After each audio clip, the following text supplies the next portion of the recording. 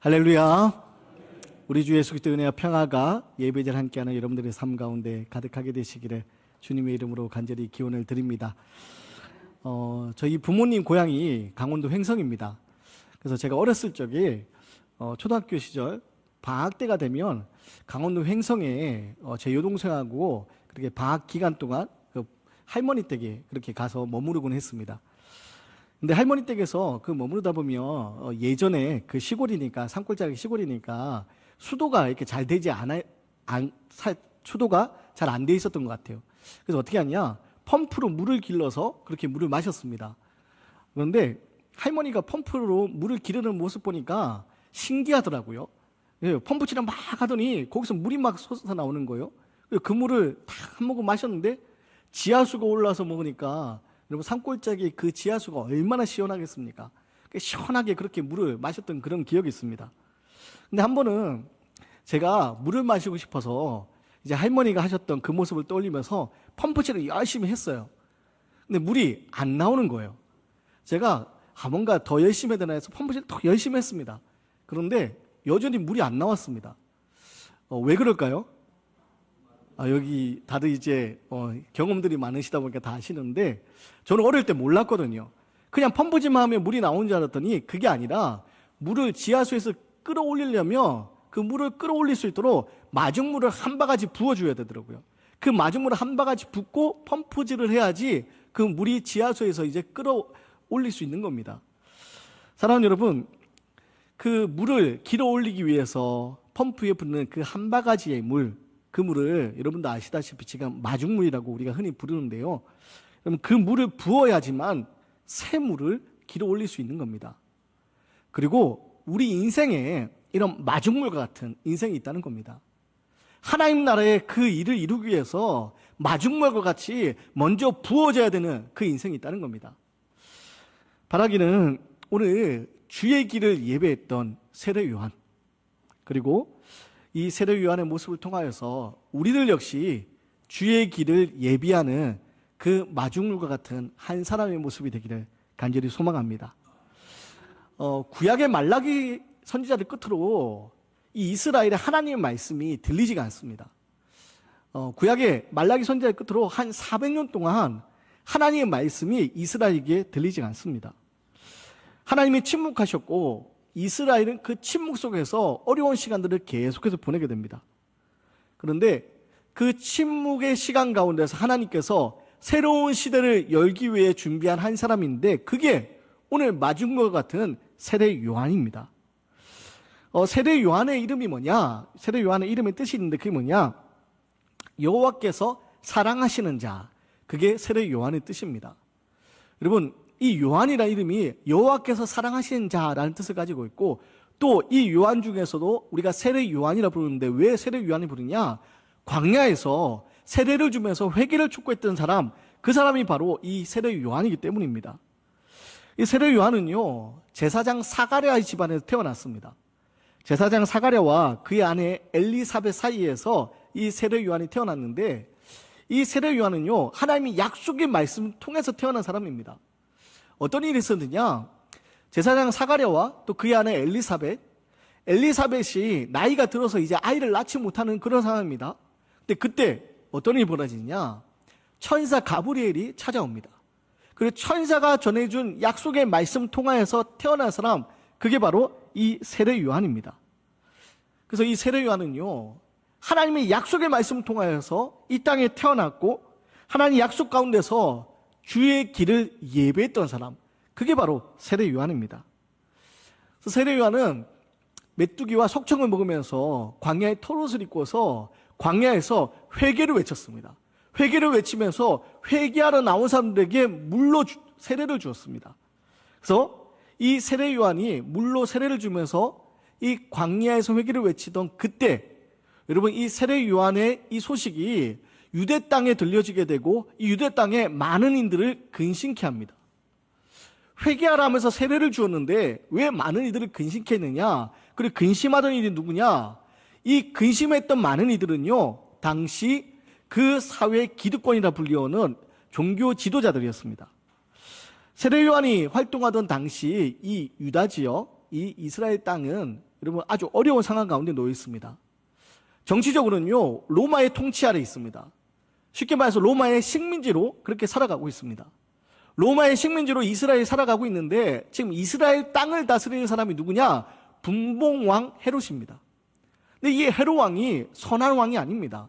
이 헤롯 왕은 아주 야망이 있고 또 욕심이 많은 왕이었습니다. 그러다 보니 그 땅에 지내고 있는 이스라엘 사람들은 이 헤롯 왕 아래, 그 정치 체계 아래 여러 가지 어려움을 겪었습니다. 문제는 정치적으로도 혼란스럽고 로마의 식민지에 분봉왕 헤롯의 그 다스림 아래 참 힘겨운 하루하루 살아야 된 이스라엘. 그러면 종교적으로는 어떠냐? 정치적으로도 이렇게 힘들었는데 종교적으로도요, 아주 어려운 일들이 계속 벌어집니다. 당시 대제사장이 누구냐? 안나스와 가야바라는 대제사장이 있었는데, 이 안나스와 가야바는요, 장인과 사위지간입니다. 장인과 사위지간으로 당시 종교의 그 지도층으로서 기득권을 가지고 있었고, 자신들이 가지고 있던 이 기득권, 이 권력을 놓치지 않기 위해서 아주 애썼던 사람입니다. 그러다 보니 종교적으로 부패한 일들이 가득하게 됩니다. 그래서 정치적으로는 혼란스럽고 종교적으로는 부패한 기득권들이 이 이스라엘 땅을 살아가고 있는, 유다 땅을 살아가고 있는 많은 이들에게 어려움을 주고 있었습니다. 그 이런 가운데 세례 요한이 광야에서 외치게 되는 겁니다. 이 광야에서 외침은요, 이사야에 나오는 광야에서 여호와의 길을 예비하라 라는 그 약속의 말씀을 이루기 위한 예언의 성취였습니다. 그리고 이 광야는요, 유대인들에게 있어서는 아주 특별한 영적 의미가 있는 장소이기도 했습니다. 여러분, 광야 하면 뭐가 제일 먼저 떠오릅니까? 척박한 땅을 떠올리지만 유대인들은 이 광야 하면 하나님의 인도하심, 하나님의 이끄심, 하나님의 임재하심, 그것을 떠올리던 곳, 그것이 바로 광야입니다. 왜입니까? 이스라엘 애굽에서 히브리 노예 생활을 하고 있을 때, 애굽의 그 압제 가운데 노예 생활로 신음하고 있을 때 하나님께서 히브리인들의 신음소리를 들으시고 어떻게 하셨습니까? 출애굽 시키지 않으십니까? 애굽을 탈출하게 만드십니다. 출애굽시키면서 약속의 땅, 젖과 꿀이 흐르는 가나안 땅에 내가 너희를 큰 민족을 이루게 아니라 약속의 말씀을 주시고 이 이스라엘 히브리인들을 인도하십니다. 그리고 이 이스라엘 사람들이 어디를 지나게 됩니까? 광야를 지나게 됩니다. 광야에서 무려 40년간 지내게 됩니다. 여러분, 광야에서 40년의 시간 동안 이스라엘은 여러 가지 어려움이 있었겠지만 그 광야에서 시간은요, 하나님의 인도하심을 경험하는 시간이었습니다. 하나님이 함께 하심을 경험하는 시간이었습니다. 그래서 구름 기둥과 불 기둥으로서 하나님이 이스라엘을 인도하셨고, 만나와 메추라기로서 하나님이 함께 하심을 나타내 보이셨습니다. 마실 물이 없을 때는 반석에서 물이 나게 하시면서 이 이스라엘을 지키셨습니다. 그래서 광야는요, 이스라엘에 있어서 아주 영적으로 의미 있는 곳이었습니다. 그래서 영적으로 의미 있는 곳, 이곳에서 오늘 세례 요한은 외치기 시작합니다. 무엇을 외치기냐? 회개하라는 겁니다. 부패한 이 땅에서 지금 곧 오실 메시아를 위해서 우리들이 회개해야 된다고 회개를 선포했습니다. 그리고 이 광야에서 세례 요한이 회개를 선포할 때 어떤 일이 벌어지느냐? 이 소식이 유다 땅에 있는 사람들에게 들려지게 되고, 사람들이요, 이 세례 요한의 이 소식을 듣고, 세례 요한의 외침을 듣고 예루살렘 성전으로 예비하러 가는 것이 아니라 광야에 세례 요한 앞에 나아갑니다. 세례 요한 앞에 나아가서 자신들의 죄를 고백하고 세례 요한에게 세례를 받기 시작합니다. 여러분, 자, 이 일이 당시 유대 종교 지도자들에게 소식이 전해지게 됩니다. 사람들이 지금 성전에 나와서 예배하지 않고 광야에 세례 요한이 있는 곳에 찾아가서 그곳에서 회개하고 그곳에서 세례를 받더라, 이 소식이 당시 종교 지도자들에게 전해지게 됩니다. 자, 이 소식을 들은 종교 지도자들은 어떤 마음이 들었겠습니까? 이 소식이 좋았겠습니까? 아니면 불편했겠습니까? 불편한 겁니다. 당시 기득권을 가지고 있던 종교 지도자들에게 있어서 이 세례 요한은요, 지금 그들에게 있어서 걸림돌 같은 사람입니다. 자신들이 가지고 있는 이 체계 안에서 자신들의 권력과 기득권을 유지하고 있는데, 그 사람들이 성전에 나와서 지내야 되는데 성전에 나오지 않고 광야로 나가니까 이 종교 지도자들이 이것을 불편하게 생각합니다. 그래서 어떻게 하느냐? 산헤드린 공의에서 레위인들을 그리고 제사장들을 세례 요한에게 보냅니다. 그리고 네가 누구냐라고 묻기 시작합니다. 내가 누구냐라고 이 묻는 물음은요, 아주 궁금해서 또 이 세례 요한에게서 호감이 있어서 묻는 질문이 아닙니다. 도대체 네가 뭔데, 지금 네가 뭔데 광야에서 세례를 주고 회개를 선포하느냐? 라는 아주 날카로운 난리선 그런 물음이었습니다. 자, 19절 20절 말씀인데요, 우리 19절 20절 말씀을 함께 읽겠습니다. 시작. 유대인들이 예루살렘에서 제사장들과 레위인들을 요한에게 보내어 내가 누구냐 물을 때에 요한의 증언이 이러하니라. 요한이 드러내어 말하고 숨기지 아니하니 드러내야 하는 말이 나는 그리스도가 아니라 한데. 여러분, 여기서 나오는 유대인들은요, 지금 좋은 의미로 쓰이는 유대인들이 아닙니다. 이들은 요한복음에서는 계속해서 예수님의 사역을 가로막는, 그래서 예수님을 죽음에 이르게 하는 그런 사람들입니다. 지금 유대인들이 어떻게 합니까? 세례 요한에게 나와 묻습니다. 내가 누구냐? 내가 누구냐? 근데 세례 요한이 뭐라고 대답합니까? 나는 그리스도가 아니다 라고 대답합니다. 지금 유대 종교 지도자들이 사람을 보내어서 도대체 네가 뭔데? 네가 뭔데 이렇게 세례를 주고 회개를 선포하느냐? 내가 누구냐? 라고 물었을 때 지금 세례 요한이 나는 그리스도가 아니다 라고 대답합니다. 여기서 그리스도라는 말은요, 기름 부음 받은 자라는 말입니다. 메시아와 같은 말입니다. 당시 로마의 압제아래 살아가던 이스라엘은요, 이 메시아 그리스도를 기다렸습니다. 왜냐? 메시아가 오면, 메시아가 이 땅에 다시 오면 다윗 왕 때와 같은 그런 이스라엘이 번성케 될 것이라고 생각했습니다. 다윗 왕 때 그 영광을 이스라엘이 다시 회복할 수 있을 거라 생각했습니다. 지금 비록 로마의 식민지로 이 로마의 압제 가운데 살아가고 있지만 메시아가 우리에게 오면 다윗 왕 때 그 영광을 다시 회복할 수 있을 거라 생각했고, 그래서 이스라엘 사람들은요, 메시아를 기다렸습니다. 문제는 이런 메시아를 기다리는 사람들의 마음을 이용해서 내가 메시아다라고 사람들을 미혹해 하는 사람들이 있었습니다. 그런 사람들이 적지 않았고, 그로 인해서 많은 사람들이 혼란을 겪었습니다. 그러고 보면 기독교 역사 가운데 내가 메시아다라고 외치는 그 이단들이 끊임없이 등장합니다. 그리고 오늘날도 마찬가지죠. 오늘날도 내가 메시아다라고 사람들을 현혹해 하는 사람들, 미혹해 하는 사람들이 있고, 또 심지어는 직접적으로 내가 메시아다라고 이야기하지 않지만 자신만 하나님의 뜻을 특별하게 알고 있고, 자신이 하나님과 직통으로 계시를 받고 있고, 그래서 사람들을 미혹하면서 사람들의 삶을 무너뜨리는 그런 사람들이 여전히 이 땅에 가득합니다. 근데 여러분, 우리가 기억해야 될 것은요, 우리가 기다려야 되는 메시아, 우리에게 찾아오시는 메시아는요, 예수 그리스도 한 분밖에 없으면 우리는 기억해야 됩니다. 우리를 미혹해 하는 다른 이들에게 넘어가지 마시고 오직 예수 그리스도가 나의 메시아이심을, 나의 그리스도이심을 고백할 수 있어야 됩니다. 세례 요한은 바로 그런 자신의 정체성을 가지고 이야기하는 겁니다. 나는 그리스도가 아니다. 사람들이 나에게 많이 다가오고 나에게 많이 나와서 나를 따르는 사람들이 많지만, 나를 따르는 제자들도 많지만 나는 메시아가 아니다. 나는 그리스도가 아니다. 바로 그렇게 이야기하는 겁니다. 자신의 기득권을 위협한다고 생각해서 사람을 보내서 도대체 네가 뭔데, 네가 누구냐라고 묻는 날이 선 질문 앞에 세례 요한은 당당하게 이야기합니다. 나는 그리스도가 아니다. 그리고 세례 요한이 그렇게 대답하자 유대인이 다시 묻습니다. 그러면 네가 엘리야냐? 자, 우리 21절 말씀인데요, 21절 말씀 함께 있습니다. 시작. 또 묻되 그러면 누구냐? 내가 엘리야냐? 이르되 나는 아니라. 또 묻되 내가 그 선지자냐? 대답하되 아니라.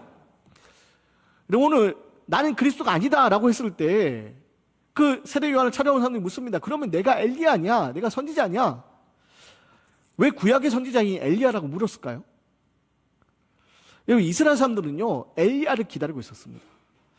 왜냐하면 말라기 4장 5절에서 6절에 나오는 말씀인데요, 말라기서의 마지막에 보면 엘리야와 관련된 말씀이 나옵니다. 말라기 4장 5절에서 6절 말씀을 우리 함께 좀 읽겠습니다. 시작. 보라, 여호와의 크고 두려운 날이 이르기 전에 내가 선지자 엘리야를 너희에게 보내리니 그가 아버지의 마음을 자녀에게로 돌이키게 하고 자녀들의 마음을 그들의 아버지에게로 돌이키게 하리라.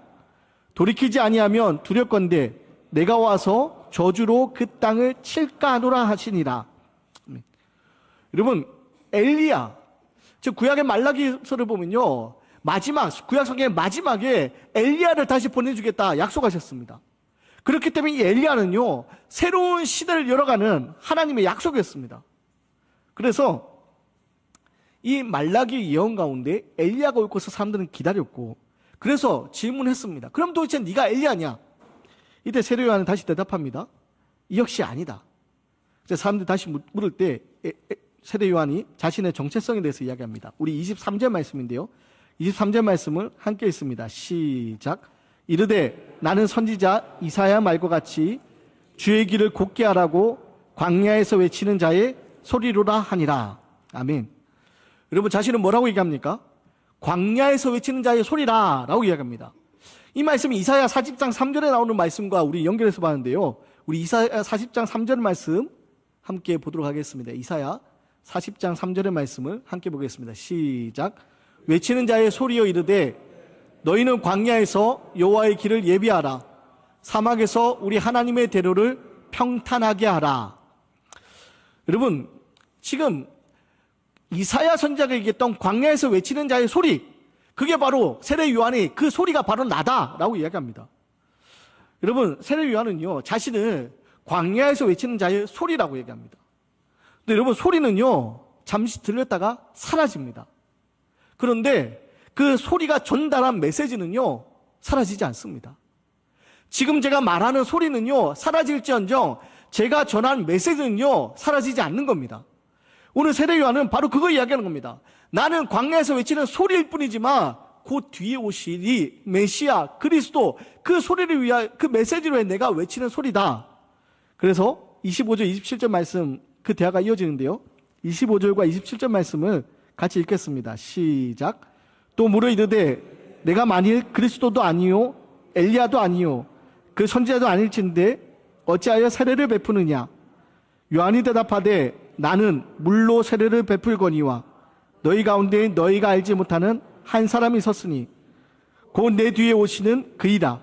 나는 그의 신발끈을 풀기도 감당하지 못하겠노라 하더라. 아멘. 여러분, 나는 그리스도가 아니다 라고 대답하는 세례 요한에게 사람들이 계속해서 물었습니다. 그럼 도대체 네가 뭐냐? 네가 엘리야냐? 네가 선지자냐? 근데 세례 요한은 뭐라고 얘기합니까? 나는 그리스도도 아니고 엘리야도 아니다, 선지자도 아니다. 나는 광야에서 외치는 자의 소리일 뿐이다. 소리는 사라지지만 그 소리가 전한 메시지는 남기 때문에 지금 세례 요한은요 곧 다시 오시는 예수 그리스도, 곧 오시는 예수를 예비하는 바로 그 소리라 이야기합니다. 그래서 세례 요한은요 나는 물로 세례를 베풀지만 내 뒤에 오시는 분이 계시다. 그리고 내 뒤에 오시는 분이 계신데 나는 그의 신발끈을 풀 만한 자격도 없다라고 이야기합니다. 누가복음에 보면요 나는 물로 세례를 주지만 내 뒤에 오시는 분은 성령으로 세례를 줄 것이다 라고 이야기합니다. 사랑하는 여러분, 지금 세례 요한은요 철저하게 광야에서 외치는 자의 소리입니다. 근데 광야에서 외치는 이 소리는요, 세례 요한의 이 사역은요, 회개를 촉구하고 세례를 주는 이 사역은요, 뒤에 오시는, 곧 오시는 예수 그리스도 메시아를 예비하기 위한, 주의 길을 예비하기 위한 사역입니다. I am second라는 캠페인이 미국에서 유행한 적이 있습니다. 유명 연예인들 그리고 유명 스포츠 스타들이 나와서 간증을 합니다. 영상을 찍어 올립니다. 어떤 간증 영상을 찍어 올리느냐, 자신들이 목표했던 거, 자신들이 꿈꾸었던 그 삶, 세상에서 말하는 명예가 가득하고 사람들에게 인정받고 부가 가득한 그 삶, 그것을 위해 달려갔고 그것을 이루어도 보았는데, 사람들이 말하는 명예와 부를 손에 쥔 이후에 자신들에게 밀려오는 공허함, 그리고 자신들에게 가지고 있는 그것을 잃어버릴까 찾아오는 두려움, 그 공허함과 두려움 속에 살았던 시간들을 고백합니다. 그래, 그 두려움을 잊기 위해서, 그 공허함을 잊기 위해서 어떻게 하느냐, 사람들이 마약에 손을 대고 술과 담배, 섹스, 그런 자극적인 것에 사람들이 손을 대면서 그렇게 망가졌던 자신들의 삶을 고백합니다. 그러면 그런 고백한 후에 자기의 삶이 달라졌다는 겁니다. 달라지고 이제 나는 I am second, 나는 두 번째다 라고 얘기합니다. 두 번째라고 얘기하면서 그러면 첫 번째는 뭐라고 얘기할까요? Jesus first, 예수님이 첫 번째다라고 고백하는 그런 간증 영상 올리는 릴레이 캠페인이 있었습니다. 여러분, 세상에서 사람들이 추구하는 부와 명예를 손에 쥐었지만 이내 찾아오는 공허함과 또 이것을 잃어버릴까 하는 두려움 속에서 지내면서 그것을 잊기 위해서 다른 것들로, 자극적인 것들로 자신의 삶을 채웠지만 결국 망가지고, 자신의 삶이 진정한 자신의 삶을 회복될 수 있었던 거 바로 예수님의 첫 번째고 나는 두 번째다라는 믿음의 고백을 통해서 그들이 회복되었다는 겁니다. 사랑하는 여러분, 세례 요한의 고백도 이와 비슷합니다. 세례 요한은 철저하게 두 번째의 삶을 살았던 사람입니다. 예수님을 위하여서, 다시 오실 메시아를 위해서, 이 땅에 오실 메시아를 위하여서 세례 요한은 철저하게 그 길을 준비하는 사람, 그게 세례 요한이었습니다. 사랑하는 여러분, 그리고 오늘 우리의 삶도 이와 같아야 됩니다. 우리의 삶은요, 철저하게 주의 길을 예비하는 사람들이 되어야 됩니다. 우리는 하나님의 영광을 나타내는 그런 반사체가 되어야 됩니다. 우리의 역할은 예수님의 생명의 빛을 사람들에게 빛을 비추는 반사체가 되어야 되는 겁니다.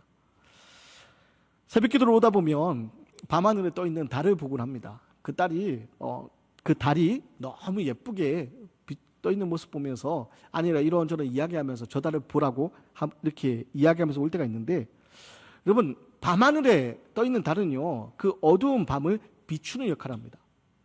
그리고 지금 낮에 떠 있는 해는 어떻습니까? 이 낮에 이 땅을 비추는 역할을 합니다. 물론 밤하늘에 떠 있는 달이 해보다 더 적은 빛으로 비추지만 밤하늘의 달도 해도 이 땅을 비추는 역할은 똑같습니다.